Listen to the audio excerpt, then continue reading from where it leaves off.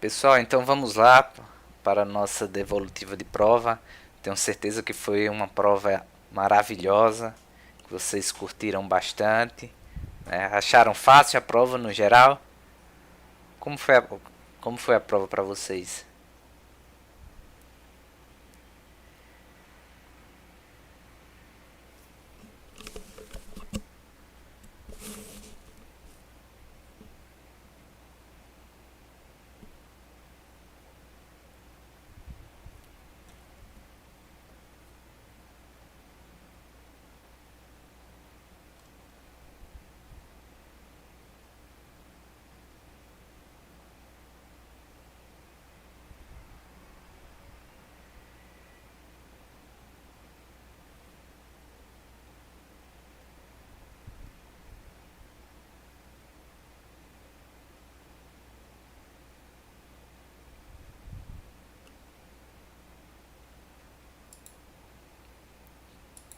Tá, acho que demora muito o feedback. Eu vou começando aqui pela primeira questão, que trata de um estudante de medicina, né, que está fazendo estágio em patologia, e aí ele se depara com um cadáver com a suposta morte sobre estrangulamento, né? Suposta morte com estrangulamento. E aí nas alternativas, né, o que nós queríamos era uma característica desse estrangulamento, né, que é principalmente nas alterações no osso ióide, né? Porque, professor, mas tem alternativas válidas, por exemplo, cartilagem tireoide, a cartilagem cricoide, né? E além disso ainda falo de fratura na vértebra C7, fratura no osso de gástrico, nem existe esse osso, então fratura no osso de gástrico não existe. Na vértebra C7, difícil um estrangulamento fazer isso, né? Aí ficaria a dúvida entre cartilagem tireoide, cricoide e o osso ióide, não é isso? Mas nós temos que lembrar que essas cartilagens elas são mais maleáveis, né? Do que o ocioide. O ocioide ele quando não tem disjunção, né, que é a separação do corpo do ióide, dos demais cornos, maiores e menores, né, dele, que é a separação dessas estruturas, há a fratura do ocioide, né, como característica do estrangulamento, certo? Então a alternativa correta que nós traria aquela que marcasse, né, a fratura no ocioide. Vamos para a próxima questão. A próxima questão ela ela aborda ela aborda a traqueostomia, né? Ela fala sobre a traqueostomia e aí que é a relação, né, da anatomia, a relação correta da anatomia com o procedimento, né? E aí, entre as alternativas aqui, a que eu queria é a que passasse todas as camadas. Então, a resposta correta aqui seria aquela em que diz que é uma linha mediana, né, perpassando pela pele, tela subcutânea, fáscias, para finalmente chegar à traqueia, né? Essa seria a alternativa correta. As outras eu fui trocando, né? Coloquei a traqueia antes da tela subcutânea, traqueia antes da fáscia. Então aqui era só simplesmente para você saber, né, a ordem dos tecidos no procedimento, que é a pele, tela subcutânea, fáscia, para finalmente chegar na traqueia.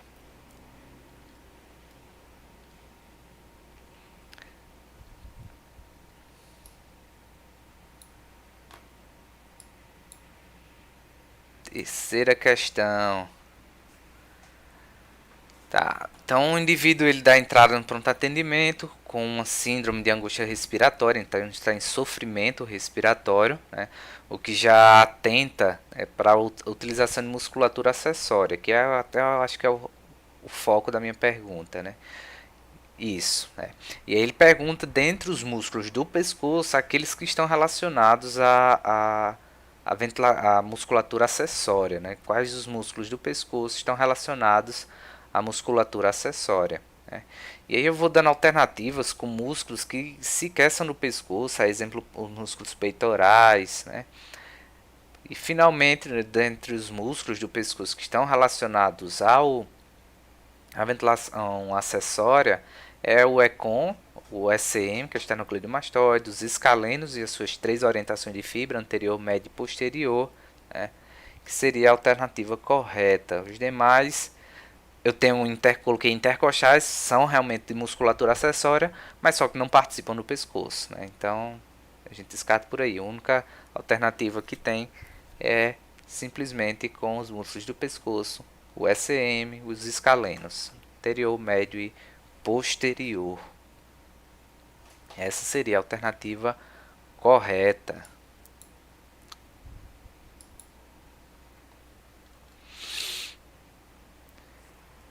A próxima questão, ela trata da cricotireoidostomia, né? A cricotomia. E aí eu vou explicando um pouco sobre a cricotomia e no final eu faço uma pergunta sobre qual membrana é atravessado nessa técnica da cricotomia, né? Quais as relações dessa membrana, né? Eu quero saber aonde ela se limita superiormente, inferiormente, né?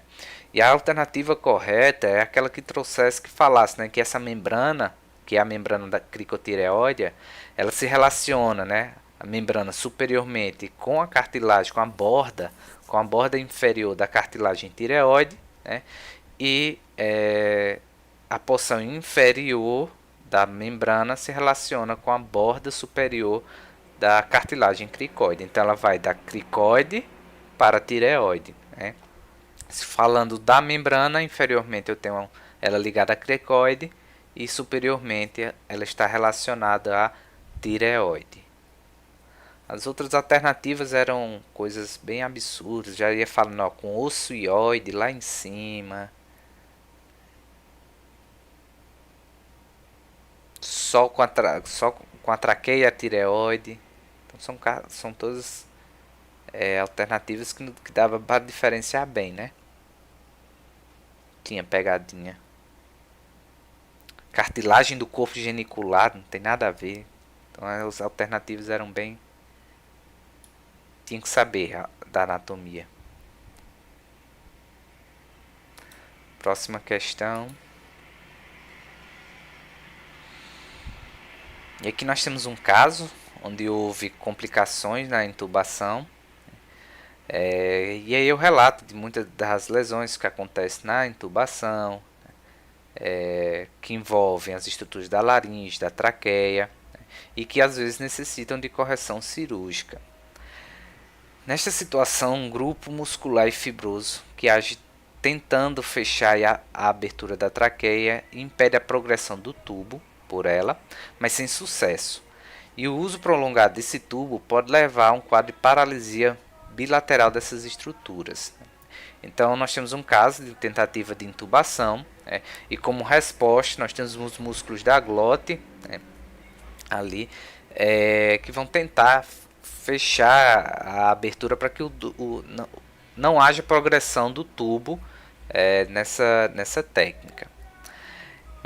E aí então nós vamos encontrar, né, algumas alternativas de quais estruturas, né, que vão fechar essa glote impedindo a passagem desse tubo.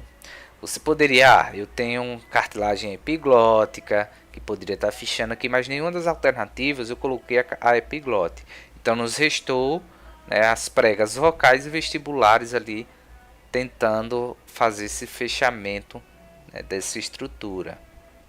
E aí as alternativas tem uma, né, com pregas vocais e vestibulares, que é a alternativa correta. Aí tem alternativas, essa daqui dá para você confundir, né? Coloquei, por exemplo, pregas ventriculares, que não existe, né? Existe o ventrículo, mas não pregas ventriculares. Ósteo interno da traqueia, não faz parte. Pregas vestibulares e ventriculares também não existe. E aí resta pregas vocais e vestibulares.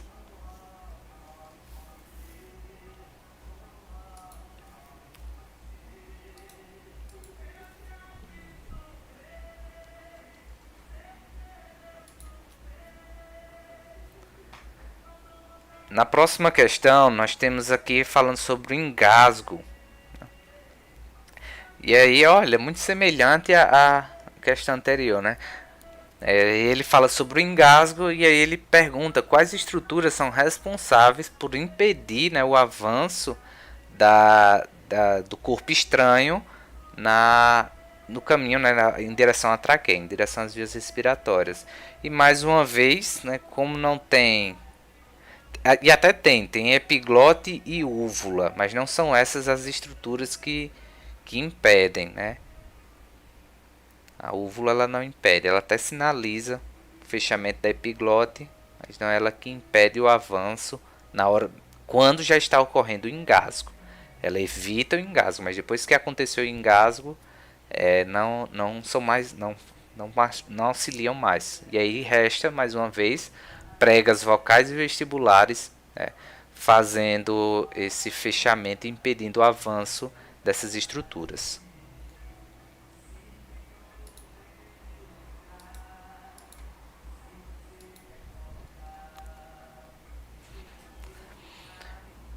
E aí vamos agora falar, na próxima questão vamos falar sobre fáscias, as fáscias cervicais, né? Que ele vai na questão dizendo que elas se dividem, são muito importantes, né? Pois abrigam estruturas anatômicas importantes, vasculares, nervosas, musculares, é isso? E aí eu faço uma pergunta, né? Ah, dentre as lâminas fala-se da bainha carótica, que aloja, né, que aloca importantes estruturas. Quais seriam essas estruturas? Então, quais as estruturas que estão protegidas pela bainha carótica? E aí já foi muito discutido isso aqui, inclusive em sala nós já falamos da bainha carótica, né, e de sua estrutura. E aí a alternativa correta, né, a bainha carótica, ela é responsável, né, ela é um revestimento tubular que vai da raiz do pescoço até a base anterior do crânio, que tem responsabilidade, né, ela vai envolver principalmente o nervo vago, a própria carótida, não é isso? E a veia jugular interna vai ser envolvida por essa bainha. E aí vamos ver qual alternativa tem essas estruturas. Tá, eu não coloquei nervo vago, né? Eu coloquei décimo par de nervo craniano. Então tem uma alternativa que tem o décimo par de nervo craniano, a veia jugular interna e a carótida comum. Então a alternativa seria essa. As outras, nervo auricular magno, não tem nada a ver. O terceiro par de nervo craniano não é. Terceiro seria o óculo motor, não tem nada a ver. Nervo acessório craniano também não. E o 11º par de nervo, né, que seria já o acessório, e não é também, né? Então a alternativa é essa, que tinha 10º par de nervo craniano, que é o nervo vago, e jugular interna e carótida comum.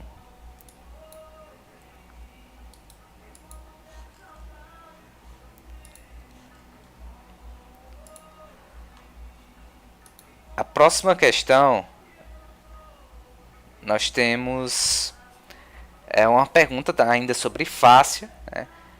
E aí ele fala da face cervical, que ela possui grande extensão, é uma face muito, muito importante. Ela ainda vai formar, né, ligamentos. Sim, aí ele começa a especificar, na questão começa a especificar, né?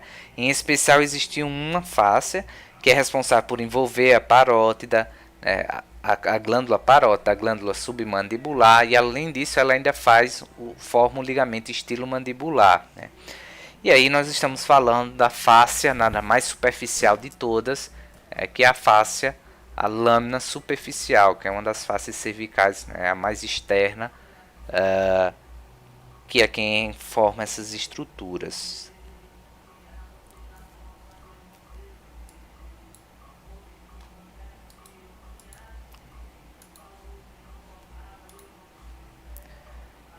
Na próxima questão, Eu ainda vou falando sobre as fáscias. E agora eu quero, dentre as fáscias cervicais, né, aquela fáscia que na infecção ela pode, né, uma infecção ela pode acometer desde a cavidade oral, caminhar por essa fáscia que vai se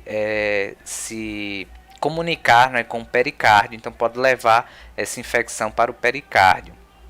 Essa fáscia seria a fáscia pré-traqueal, é ela quem tem essa relação com o pericárdio fibroso. Então essa infecção ela poderia ser transportada através dessa fáscia. Então a resposta aqui era a fáscia pré-traqueal, que é a que tem relação com o pericárdio fibroso.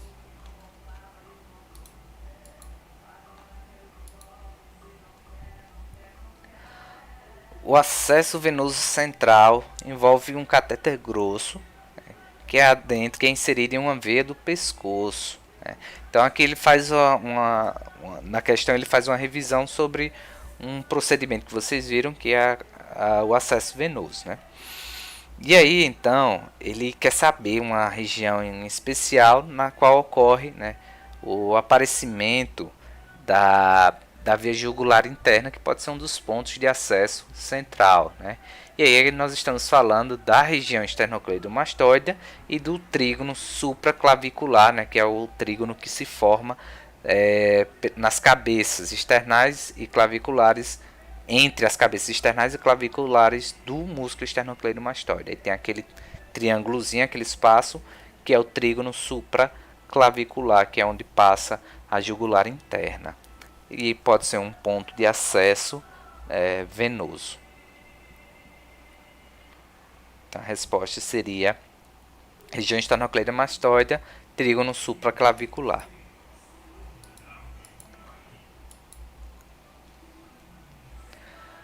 Ao executar uma atividade física intensa, né, a mecânica ventilatória ela tenta suprir essa necessidade. Já estou em outra questão, certo? Então, ao fazer esforço físico, né, a mecânica ventilatória ela tenta compensar. E aí, então, existem algumas unidades, né, que são sensíveis a essa variação de oxigênio. Justamente, né, nós temos no nosso organismo estruturas neurovasculares, né, que são responsáveis por perceber essa variação de oxigênio, de gás carbônico, e assim então eles acabarem aumentando a frequência respiratória, né, para responder a essas baixas, né? E aí então eu falo do glomo carótico, né, que fica lá no seio carotídeo, que é um quimiorreceptor, né, responsável por essa variação de oxigênio, né? E aí eu pergunto qual trígono, né, ele vai estar localizado. E aí a resposta é claro que seria o trígono cervical anterior, é isso. Na região cervical anterior, o trígono carótico. E aí o nome já estava relacionado, nós já tínhamos discutido sobre o glomo carótico, então acho que estava bem fácil essa daqui. Na minha cabeça tudo estava fácil, né? Mas... E aí agora eu falo da tireoide, né? Falo da tireoide, dou características anatômicas da tireoide, seu formato, peso. Mas aí minha pergunta é sobre a irrigação da tireoide, né?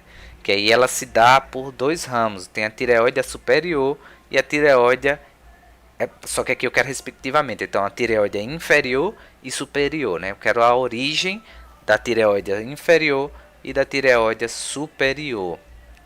E aí a tireoide inferior ela vai ser ramo, né, do tronco tireocervical, que aí tem a tireoide inferior, enquanto que a tireoide superior ela vai ser da carótida externa, né? Vai ser oriunda da carótida externa. Então nós temos a alternativa aqui, deixa eu procurar. Teve uma alternativa capciosa, né? Que coloquei tronco tireocervical, mas coloquei carótida interna, não é? Coloquei muito carótida interna.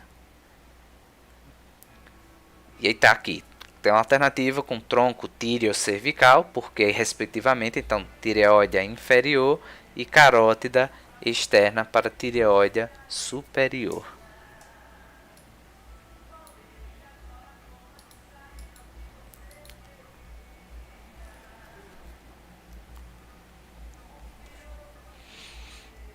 Na próxima questão, eu falo sobre a catarata, né, que trata-se de uma opacidade do cristalino, né, e aí o cristalino ele colabora, né, para a convergência dos raios luminosos e formação da imagem, né. Então, faço uma pergunta sobre a anatomia do olho, né. Esse cristalino, né, qual é a localização dele, né? E aí nós temos a alternativa, eu espero, deixa eu só conferir, na qual o cristalino ele encontra-se posterior ao humor aquoso, anterior ao humor vítreo e circundado pela íris. Temos aqui uma das alternativas. O cristalino ele encontra-se posterior ao humor aquoso, está logo, nós temos córnea e humor aquoso. Aí finalmente o cristalino que vai estar circundado pela íris, que também vai estar por sua vez, né, circundada pelo músculo ciliar, e posterior ao cristalino nós vamos encontrar, né, o humor vítreo, e aí finalmente a retina. Então a alternativa que temos aqui é o cristalino encontra-se posterior ao humor aquoso, ok, anterior ao humor vítreo e circundado pela íris, isso mesmo. E aí eu vou só trocando essas ordens nas outras alternativas. E aí você tinha que realmente conhecer, né, seguir essa ordem da divisão anatômica do olho.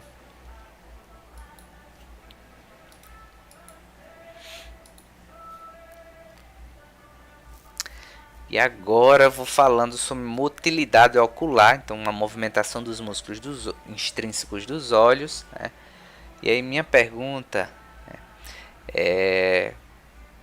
cadê? Assinale a alternativa que contém nervos responsáveis pela motilidade ocular. Nervo estapédio não, isso aqui é lá no ouvido, na orelha. Abducente, troclear e trigêmeo, não.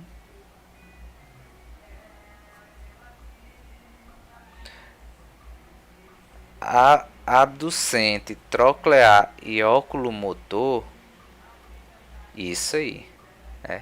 O abducente, troclear e o terceiro par de nervo craniano, que é o nervo oculomotor. Show de bola. Tá aqui. Então nós temos uma alternativa que tem abducente, troclear e oculomotor. Nas outras alternativas tem estapédio que não tem nada a ver, tem um trigêmeo que é o quinto par, que não está relacionado. O óptico ele faz aferência, ele não faz motilidade, né? Podia até alguém querer marcar óptico, mas ele faz aferência, ele não faz motilidade.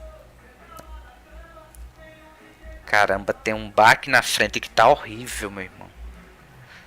Criaram a droga de um barzinho de futebol ali.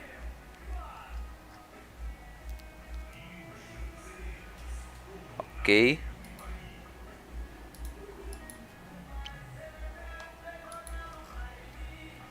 Que eu acho que a galera... Vocês estão ouvindo essa música aí? Vocês conseguem ouvir?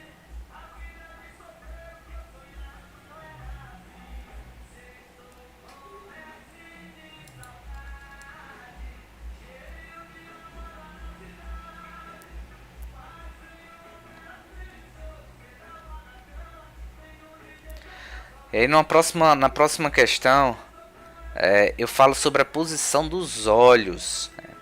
E aí ele pergunta, na movimentação de abdução do olho,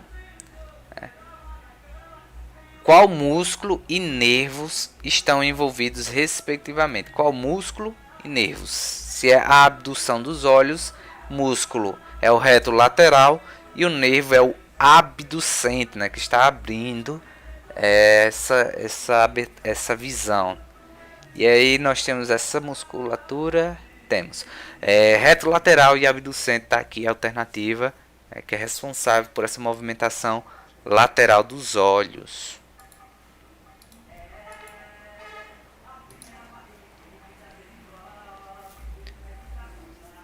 Caramba, tá imoral. A presbiopia, que é aquela alteração, né, de foco, né, ela eu falo aqui, né, sobre essa alteração do foco, a presbiopia, né, e pergunto qual estrutura ocular ela está responsável pelo foco da visão, né? Assim, o cristalino ele está relacionado a esse foco, mas quem movimenta o cristalino, que é o corpo ciliar, é que é o responsável por esse foco, né? Então, o corpo ciliar é realmente quem comprime, né? Retrai o cristalino, né? Então é ele quem está realmente relacionado a essa presbiopia. Tanto é que essa presbiopia ela acontece nos idosos que estão com envelhecimento e aí vão ter fraqueza dessa musculatura. É por isso que eles acabam perdendo um pouco desse foco, né, para estruturas, principalmente estruturas próximas. Então, aqui a resposta seria corpo ciliar.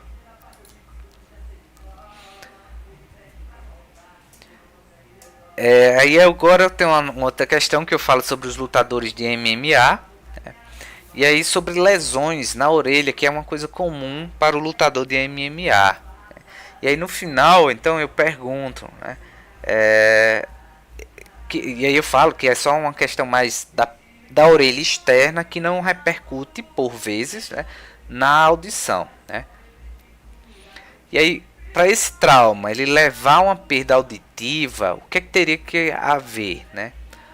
E aí nós temos aqui opções, né? Que aí fala rompimento do tímpano, ok, lesão ou lesão na cadeia ossicular, verdade, que é a estrutura responsável pela condução do som até a cóclea e orelha interna. Pronto, essa aqui é a alternativa. Deixa eu olhar as outras. Romper o tímpano, lesar a cadeia ossicular, que é a estrutura responsável pela condução até o vestíbulo? Não. Romper a escafa e lesar a cadeia cartilaginosa, que é responsável pela condução? Não. Então eu vou sempre brincando então com as alternativas, mas o que eu queria é a alternativa que é rompimento do tímpano ou lesão na cadeia ossicular que se comunica com a cóclea. É isso? Essa seria a alternativa.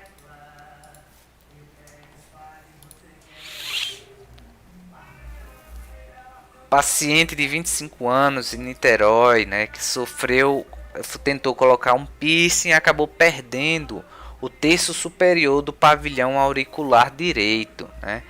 Se é a porção superior, eu pergunto quais, né, das regiões da orelha externa pode ter sido lesionada. Se é a porção superior, né, lobo já descarta. Trago, antitrago não é. Hélice, trago, escafa não.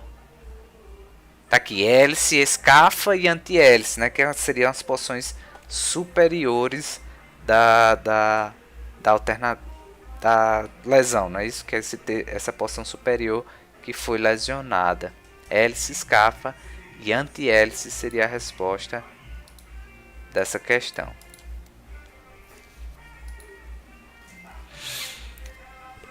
Na próxima questão, nós temos aí o paciente, ele falando, né, de dor retroauricular, dor por trás da orelha, né?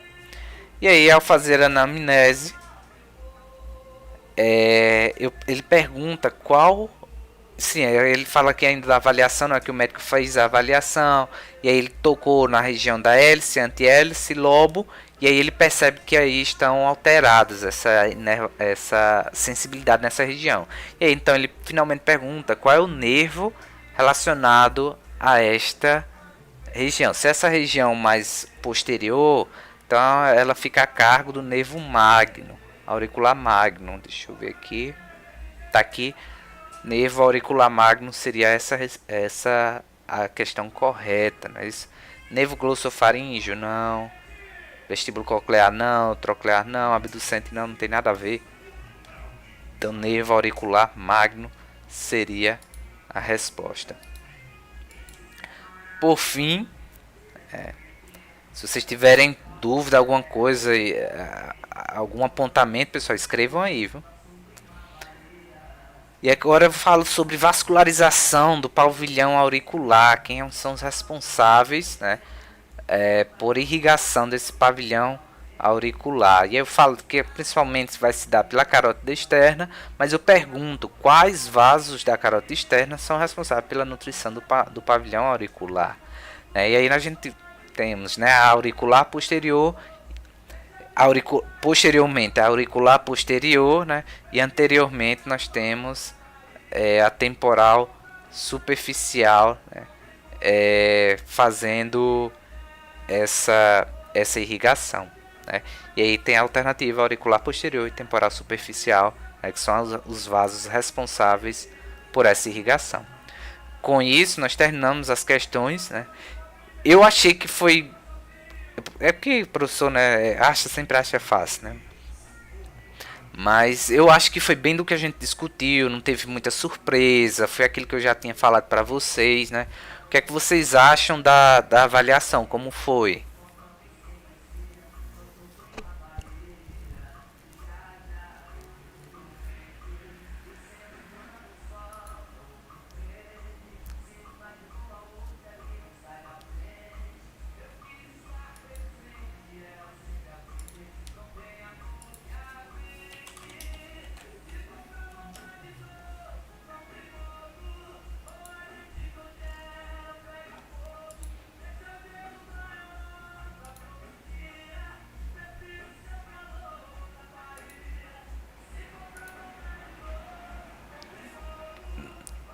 Nada, tudo de boas. Que eu tô doido aqui pra ligar pra ambiental, pra vir ali. Eu tô me coçando aqui, tô só esperando isso aqui terminar.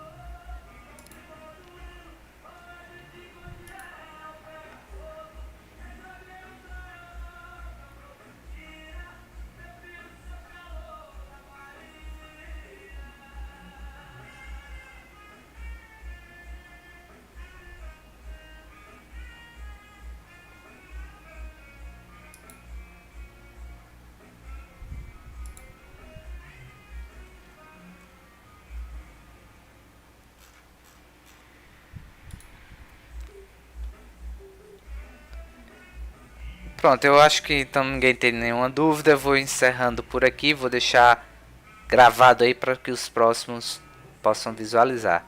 Tchau, tchau, pessoal.